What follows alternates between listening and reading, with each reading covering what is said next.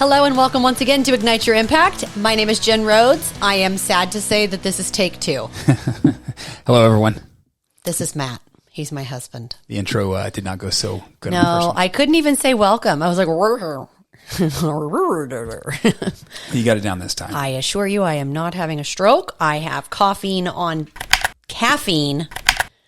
deck in my coffee. My God. All right. Today's going to be a doozy. Okie dokie, here we go. Yeah, so let's jump right in then.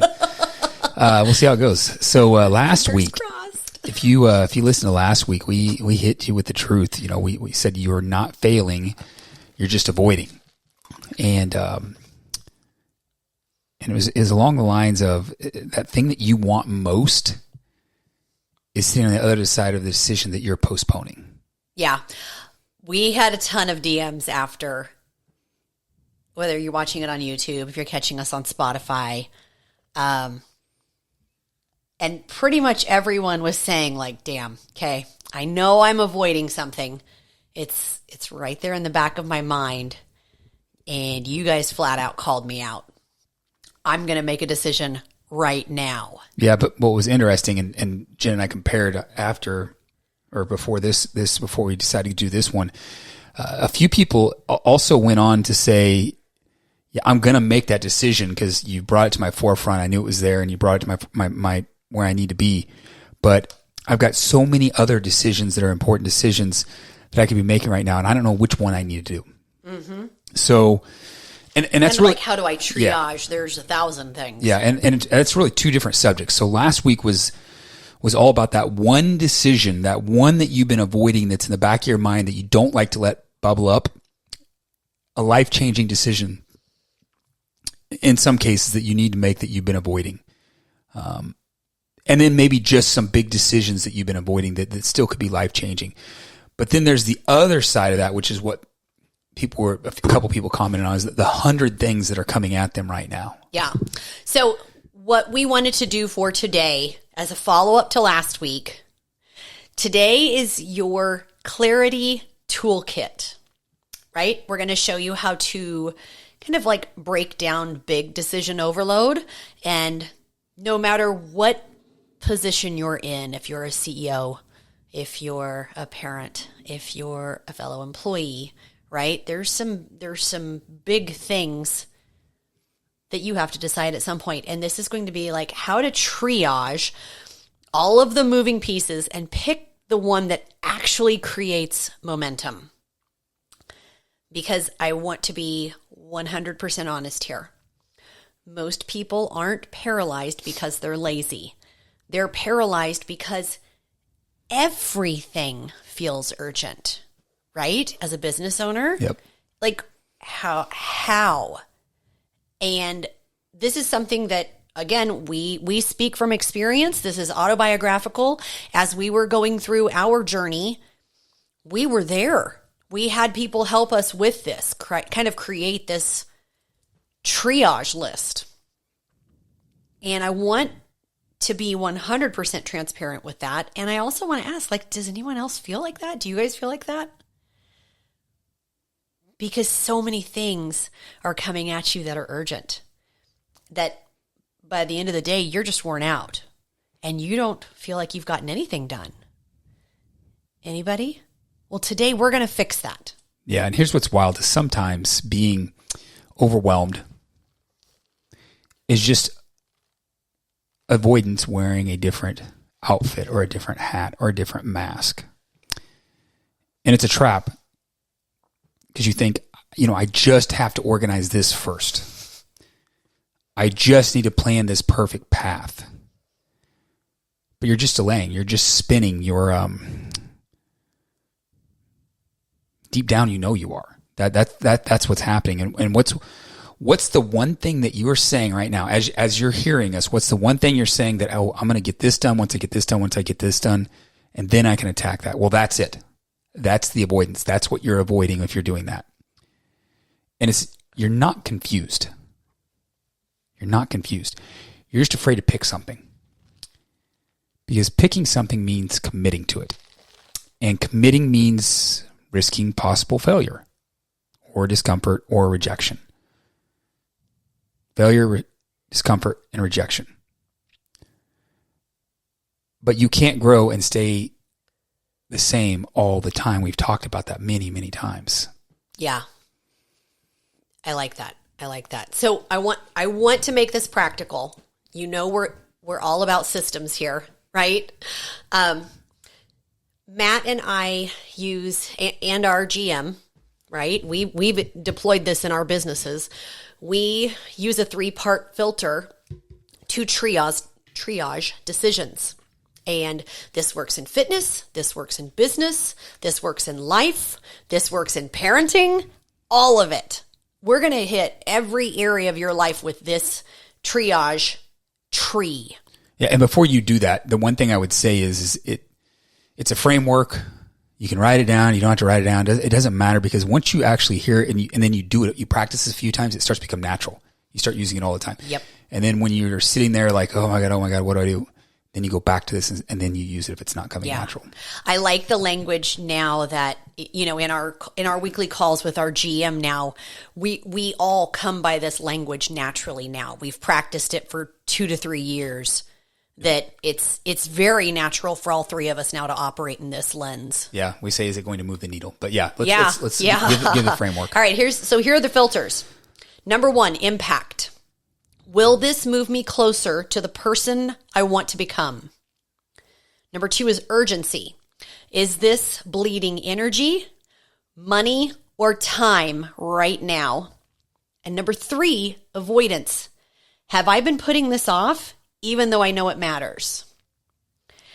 Now here's the move. If something hits all 3, that's your hard decision. That's the one. Circle it. Immediate action.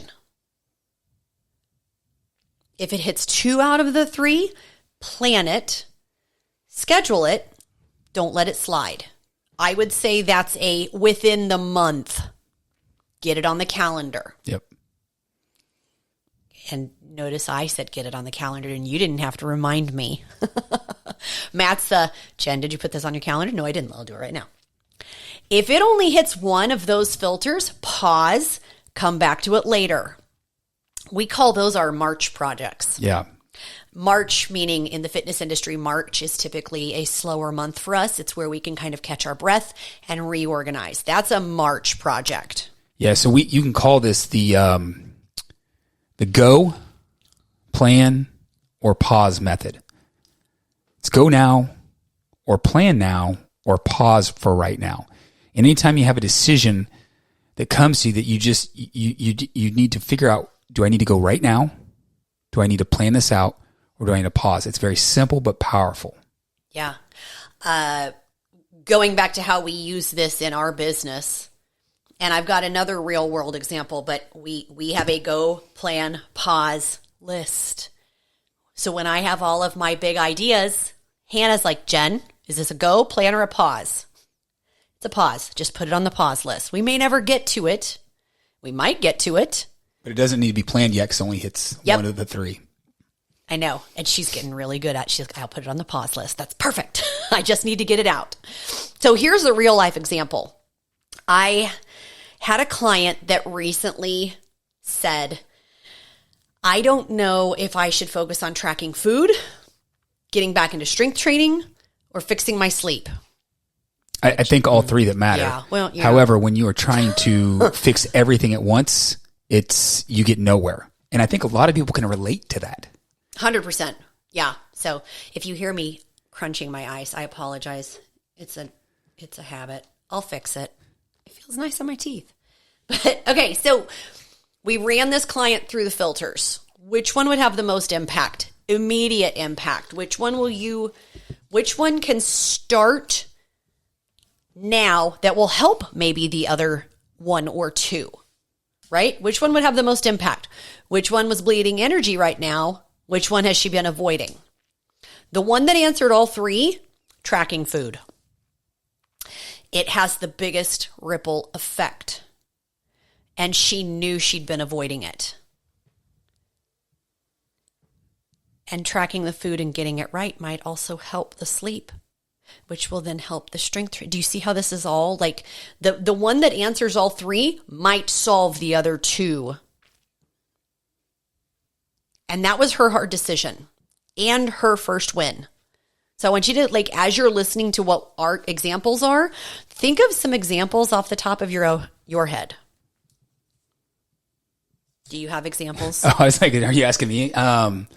Yes. I can use one that I used this morning. I was going through my calendar, and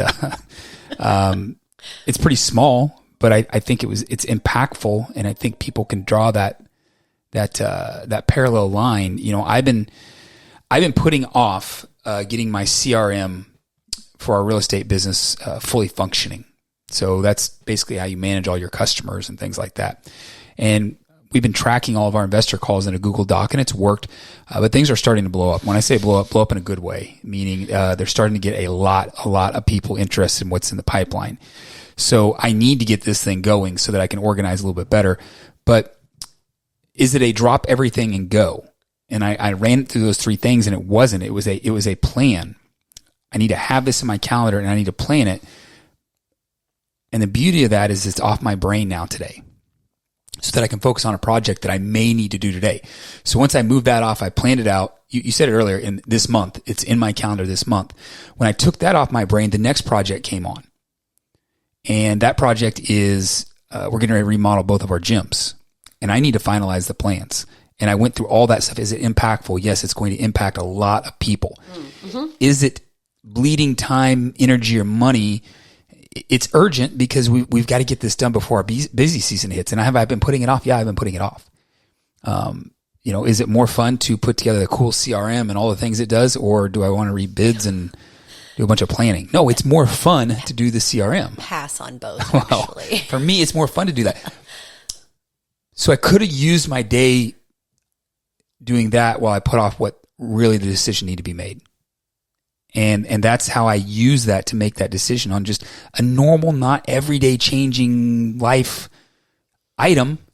But using this framework can help you make decisions so you're not bogged down, so you don't go to where Jim was at, where she said earlier is you feel like you haven't got anything done by the end of the day, but you're worn out. Yeah. It's brain fatigue too. So what about you? Is there something small or impactful that another one that you got? For me, 100%. Yeah. And you see me do this daily, right? Meetings. Oh, yeah. All the meetings. And we've triaged the amount of meetings that we had because, you know, we were just meeting to meet, having a meeting, having another meeting. So yes, do I need to be at that meeting? 100%. I don't know if anybody else gets bogged down with meetings. I think most everyone does. Can we look at your calendar, please? I'm like, is that really going to make an impact? So I had a meeting I thought I needed to be at today. I've been fairly present in our businesses. I looked at my schedule and I realized that in sitting in this meeting, being present, not doing 14 things at once, right? Being present at this meeting, I wouldn't really be able to fit in a full workout unless I skipped the meeting. Now, mind you, am I the owner? Yes. Am I running the show? No. And my GM runs this meeting. And we've already had our GM meeting. So she already has like my list, my mouthpiece items. But I want to show up for everyone. I want to show my managers that I'm there to support them. But I ran through this filter very quickly in my head. And I'm going to be honest, I skipped the meeting. And I sent everyone sorry guys, I needed to accomplish some other things. Hannah has my list. Hannah's our GM, I'm sorry. But I worked out. Because I know it has an impact on the rest of my day.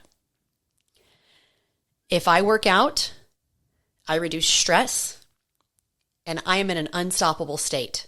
I feel strong. I also work out because it's part of my brand. If I don't work out, I can't maintain.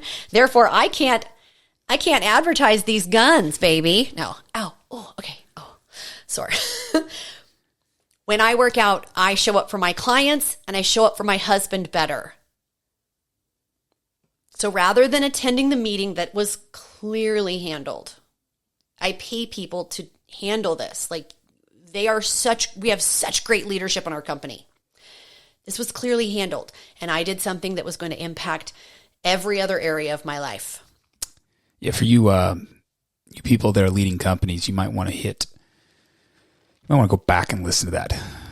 You don't need to be in every meeting. You don't. If you've got good people. So. Now, we make sure that we check our gauges. We always check in with our GM and make sure that she knows what top priority is. Like,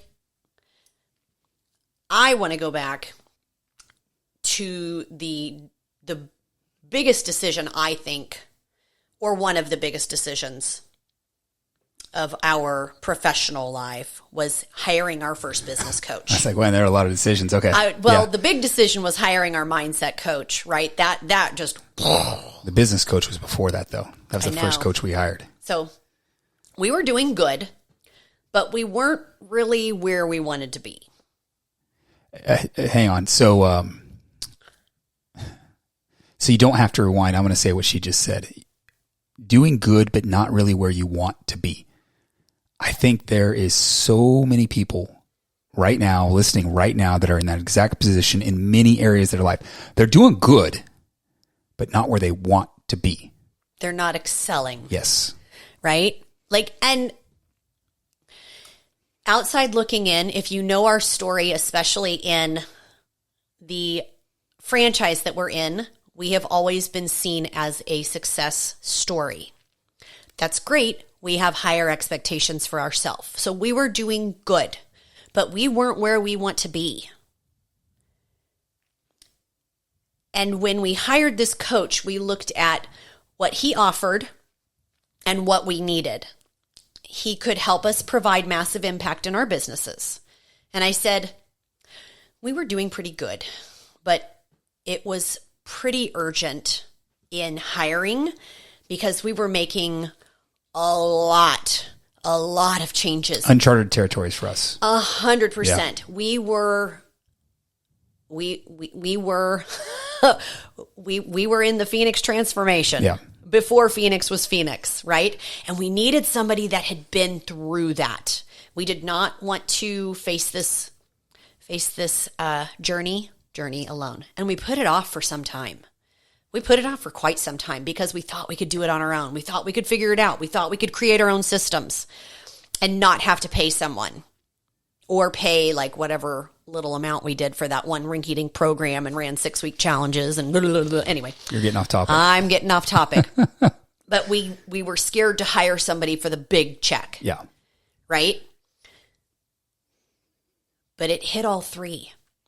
It hit all three areas, this decision did. And we moved forward. And that was the start of realizing the way to ascend to higher levels was to find somebody with the map and let them help us. Yeah. That was a big decision. That's a great example. You still might be thinking, but I'm still stuck and I just don't know. I hear the framework. I hear what you're saying. I really don't know. And if you sit down and use the framework, it works. But here's the truth. Clarity doesn't come before action. It doesn't. You don't get clear on things until you start taking action. It comes through taking that action to get clear on what you need to do. And you're trying to use logic to get to courage to make that decision, whatever that is. But courage comes first. It did not make any logic for us to go out and hire this guy in our gyms when they were already doing okay. But it took some courage to write that check thinking we could be doing much better. You have to make a move. When you make a move, other things happen. It doesn't have to be perfect. We weren't perfect. Still aren't. It just has to be a move. Yeah. So here's what I would challenge you with this week. If you haven't listened to last week's episode, I'd encourage you to go back. But with this one, it's all about making those daily decisions that can make an impact. Go back to the decisions that you've been avoiding. Run it through those 3 filters. Impact, urgency, avoidance.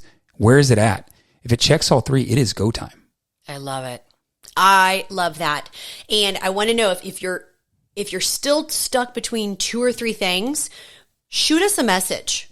Let us help you triage. These decisions that we made in the beginning, once we had this framework, again, I said it before, we did not come by this naturally. We had a coach that helped us through that. And then we started applying it to our business. Let us help you. This is what we do every day. And your future is not waiting for a perfect plan. It's waiting for a decision made boldly and made now, more importantly, made now. I love that. You are not failing. You're not broken. You just haven't made the real right decision yet. But when you do, you shift, you activate, you go. Make the decision now. Let's wrap there. I love it. Guys, I hope this had huge impact on you this week. If it did, share it with somebody else that you might feel is having trouble with decision fatigue. And with that, we'll talk to you next time.